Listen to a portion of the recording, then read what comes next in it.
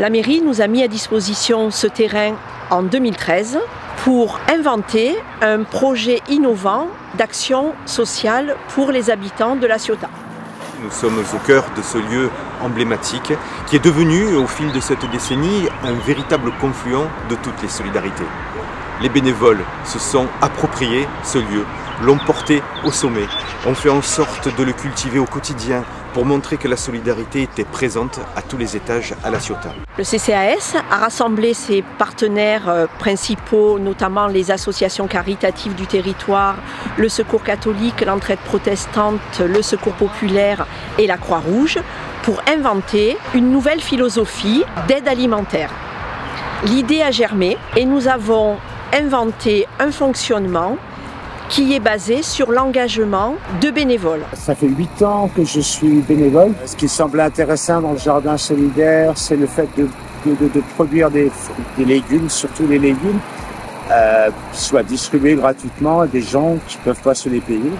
La production, environ 4 à 5 tonnes par an, est ainsi redistribuée aux associations caritatives qui, elles-mêmes, les redistribuent aux populations qui bénéficient d'un soutien alimentaire. Et puis aussi pour la magie de voir les choses pousser, mettre une petite graine dans la terre qui deviennent des choses où ça va produire 4-5 kilos de légumes. Chaque produit récolté, pris et partagé auprès des plus fragiles.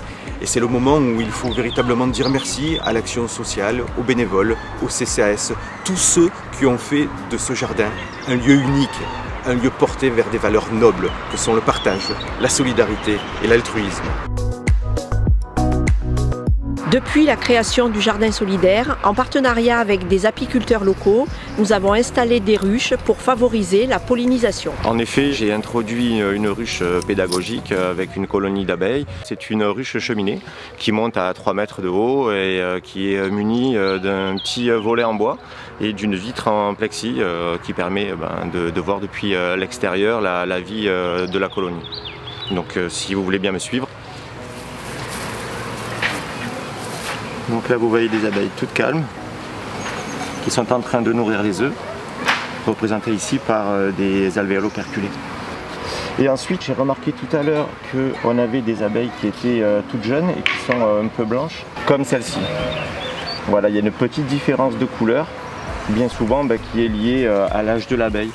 Parce que lorsqu'elle naît, elle est toute blanche et un peu zébrée. Voilà. Alors 10 années se sont écoulées. Il en restera assurément tout autant à venir. Alors nous y sèmerons encore beaucoup de plaisir partagé. Il y poussera beaucoup de bénévoles, et du moins nous l'espérons. Et nous récolterons assurément toute la satisfaction nécessaire pour que vive ce jardin solidaire.